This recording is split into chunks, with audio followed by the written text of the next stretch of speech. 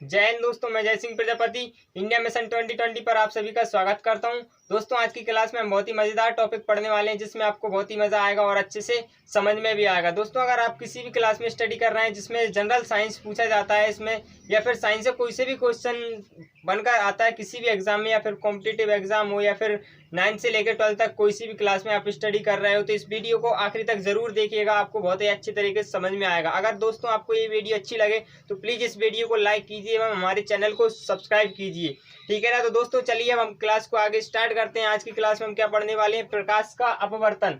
प्रकाश का अपवर्तन बहुत ही इंटरेस्टिंग टॉपिक है। ज़्यादातर हमें परावर्तन और अपवर्तन को समझने में बहुत ही कंफ्यूजन होता है, बट मैं आपको इतने मस्त तरीके से समझाऊंगा, आज के बाद आपके सारे डाउट क्लियर हो जाएंगे और आप आसानी से अपवर्तन और परावर्तन में अंतर बता सकते हो और आप लिख के आ सकते हो एग्जाम में। क्लियर है? तो चलिए दोस्तों हम स्टार्ट करते हैं। सबसे पहले हम प्रकाश के अपवर्तन या परावर्तन, इन दोनों चीजों को हम अच्छे तरीके से समझते हैं, ठीक है ना। तो सबसे पहले हम क्या समझेंगे, प्रकाश के परावर्तन की परिभाषा।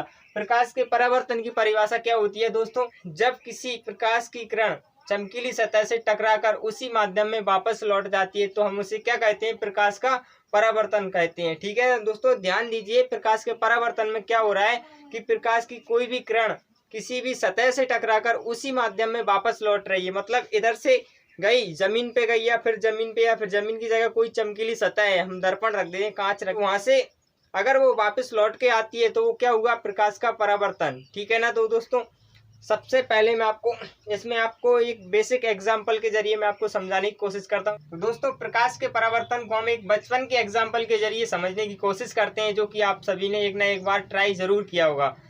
दोस्तों सभी के घर में एक दर्पण जरूर होगा जो जिसपे हम चेहरा देखते हैं, जिसमें हम चेहरा देखते हैं। तो वो दर्पण आप अपने बचपन में दर्पण लेके अपने घर से बाहर दरवाजे पे खड़े होके क्या करते थे, धूप में जाते थे, मतलब उस दर्पण को लेकर हम धूप में खड़े हो जाते थे और धूप में खड़ा होकर उस दर्पण को इस तरीके से घुमाते थे कि उससे जो निकलने वाली प्रकाश की किरणें, उससे जो निकलने वाली धूप है, उसे हम किधर करते थे, पड़ोसी के घर में करते थे, नहीं, या फिर कहीं पे भी आप लोगों का मतलब आपके पड़ोस में हरियाली होगी तो आपने देखा होगा कई बार कि क्या ट्राई करते हैं, उससे दर्पण से हम उस प्रकाश को किधर मोड़ते हैं, पड़ोसन के चेहरे पे। पड़ोसन के चेहरे पे जब आप मोड़ते हो तो पड़ोसन का चेहरा कैसा, लाल पीला हरा नीला दिखाई देता है कि नहीं।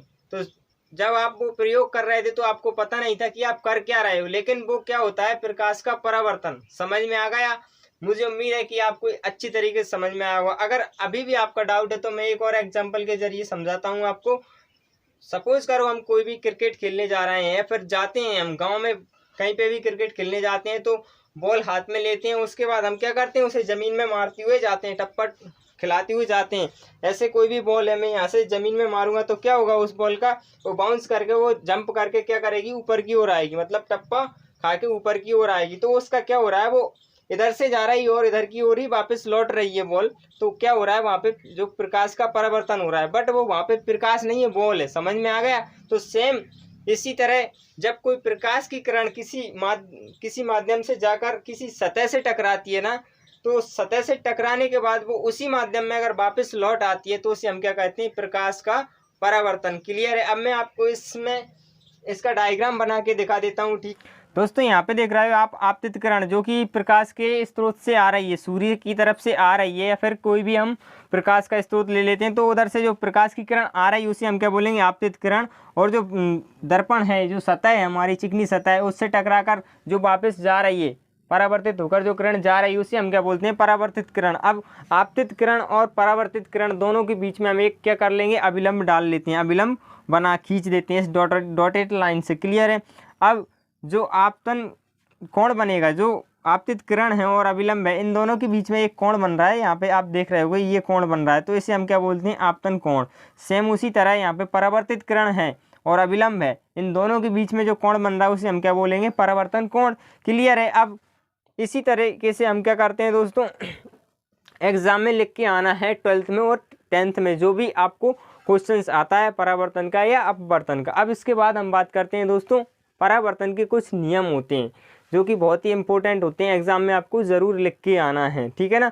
तो दोस्तों परावर्तन के कुछ सिंपल से नियम होते हैं, बट हमेशा याद नहीं रहते, हमें क्या करते हैं, हम भूल जाते हैं एग्जाम में जाके। तो मैं आपको एक बहुत ही बेसिक तरीके से इसमें याद रखने का तरीका बताता हूँ, ट्रिक बताता हूँ, जिसके ज़रिए आप याद रख सकते हो। अब आप देख सकते हो यहाँ पे ये परावर्तन का डायग्राम है। अब इसमें हमें क्या कौन कौन सी चीज़ें दिखाई दे रही हैं, आपतित किरण, अभिलंब, परावर्तित किरण। तो सेम हमें एक क्या लिख के आना है, आपतित किरण, परावर्तित किरण और अभिलंब तीनों कहाँ पे हैं, एक ही तल में है। यहाँ पे आप देख सकते हो क्या है, एक ही जगह मिल रहे हैं, ये क्या है, एक ही तल में है। आपतित किरण, अभिलंब तथा परावर्तित किरण तीनों एक ही तल में होते हैं। दूसरा नियम क्या लिख के आना है आपको, इन दोनों के बीच में जो कोण बन रहा है, आपतन कोण और परावर्तन कोण, इन दोनों कोणों का मान बराबर होता है।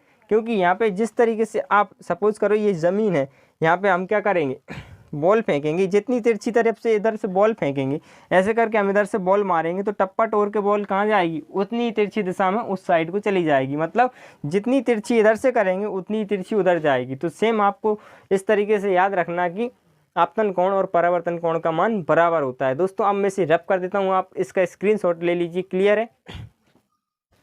तो चलिए दोस्तों अब हम बात करते हैं प्रकाश के अपवर्तन की। अभी इससे पहले हमने क्या समझा, प्रकाश का परावर्तन। परावर्तन क्या होता है कि बॉल को हम जमीन पे मारेंगे तो टप्पो खा के ऊपर की ओर आएगी, इतना याद रखना। वही क्या होता है, प्रकाश का परावर्तन, ठीक है ना। जैसे ही मतलब प्रकाश की किरण किसी माध्यम में जाकर किसी सतह से चमकीली सतह, चिकनी सतह से टकराकर उसी माध्यम में वापस लौट आए तो हम उसे क्या बोलेंगे, प्रकाश का परावर्तन। सिंपल सी बात है, अगर वो लौट रही है तो प्रकाश का परावर्तन है, क्लियर है। अब हम बात करते हैं अपवर्तन की। अपवर्तन में क्या होता है, प्रकाश की किरण किसी पारदर्शी माध्यम, याद रखना किसी पारदर्शी, मतलब पारदर्शी का मतलब होता है जिसमें आर से पार दिख सके, समझ में आ रहा है। पारदर्शी माध्यम उसे बोलते हैं जिसमें से प्रकाश आसानी से जा सकता है, क्लियर है। और हम अपनी आँखों से इस जो पारदर्शी माध्यम है उससे रख के उसके इस साइड से हम उस साइड का देख सकते हैं, क्लियर है। उसी को हम क्या बोलते हैं, पारदर्शी माध्यम। तो सेम अब इसकी परिभाषा जान लेते हैं हम। परिभाषा क्या होगी, जब प्रकाश की किरण किसी पारदर्शी माध्यम से होकर गुजरती है, क्लियर है। जब प्रकाश की किरण किसी पारदर्शी माध्यम से दूसरे माध्यम में प्रवेश करती है या फिर उस पारदर्शी माध्यम से होकर गुजरती है, तो मतलब क्या होगा, दूसरे माध्यम में प्रवेश ही करेगी। अगर वो दूसरे माध्यम में प्रवेश करते समय वो अपने रास्ते से भटक जाती है तो हम उसे क्या बोलते हैं, उसी घटना को हम क्या बोलते हैं, प्रकाश के व्यवहार की इसी घटना को हम क्या बोलते हैं, प्रकाश का अपवर्तन। सपोज करो अभी हम क्या ले रहे थे, बॉल ले रहे थे, किसमें, परावर्तन में। अब अपवर्तन में हम क्या करेंगे, हम बॉल तो लेंगे बट उसे ज़मीन पे नहीं मारेंगे, सब समझ रहे हो ना। बॉल को हमने क्या कहाँ पे मारा, पानी में मारा, तो वापस आएगी वो, नहीं आएगी। जैसे ही हम इधर तिरछे तरफ से बॉल को मारेंगे पानी में, तालाब में या नदी में बॉल को फेंकेंगे तो क्या करेगी बॉल, स्पीड में अगर हम फेंकेंगे तो बॉल तो तैरती है, समझ में आ रहा है। अगर पत्थर ले लें हम या फिर मतलब कोई हैवी बॉल ले लें, समझ में आ रहा है, और उसे तेज़ी से हम पानी में मारेंगे तो क्या होगा, वो लौटेगी नहीं, जाएगी, लेकिन जितनी तिरछी फेंकेंगे ना उतनी तिरछी नहीं जाएगी, वो थोड़ी खड़ी सी हो जाएगी, समझ में आ रहा है। उसकी जो दिशा है ना थोड़ी बदल जाएगी, तो उसी को हम क्या, प्रकाश का अपवर्तन। समझ में आ गया, जैसे समझ में आ गया इतना। अब आप इस परिभाषा को नोट कर लीजिए, इसके बाद मैं रफ कर दूंगा और हम इसका डायग्राम समझते हैं, ठीक है ना। चलिए दोस्तों अब आपको यहाँ पे क्या दिख रहा है, दो डायग्राम दिख रहे हैं, किसके, प्रकाश के अपवर्तन के। अब हम इन्हें समझते हैं कि ये दो क्यों बने, परावर्तन में तो एक ही बनाया था, क्लियर है।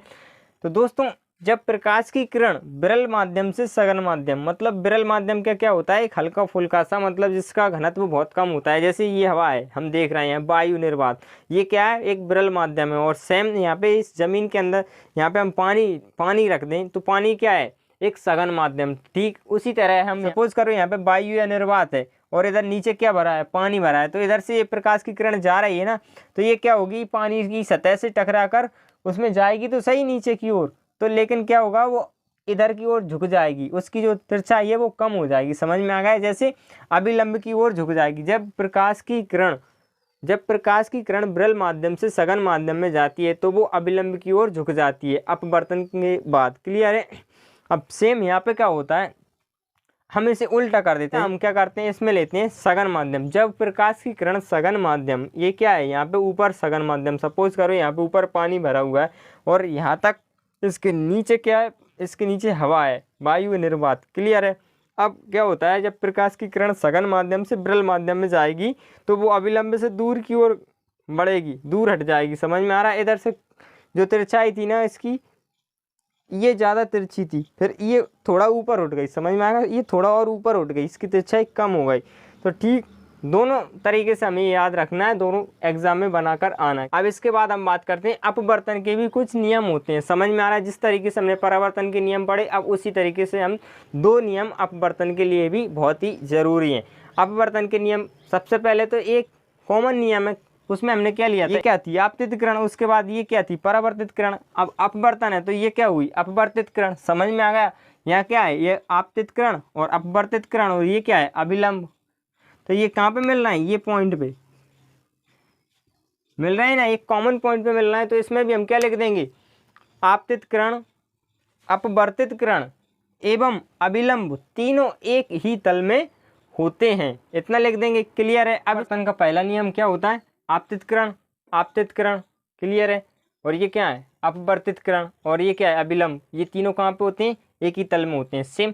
दूसरा नियम कौन सा होता है, दूसरा नियम हम जान लेते हैं, एक ही रंग, मतलब एक वर्णी प्रकाश, जिसमें केवल एक ही रंग होता है। आप जानते हो प्रकाश के 7 रंग होते हैं, श्वेत वर्ण प्रकाश पढ़ा होगा आपने। क्लियर है। तो अगर प्रकाश की एक वर्णी किरण किन्हीं 2 माध्यमों के सीमा पृष्ठ पर पड़ती है, तो प्रकाश की एक वर्णी किरण मतलब एक ही रंग की किरण किसी माध्यम के सीमा पृष्ठ पर पड़ती है तो आपतन कोण की ज्या। आपतन कोण कौन सा है दोस्तों, ये आपतित किरण और अभिलंब के बीच में जो बन रहा है उसे हम क्या बोलते हैं, आपतन कोण। यहाँ पे क्या बोल रहा है, आपतन कोण की ज्या। ज्या का मतलब होता है साइन। समझ में आ गया, साइन।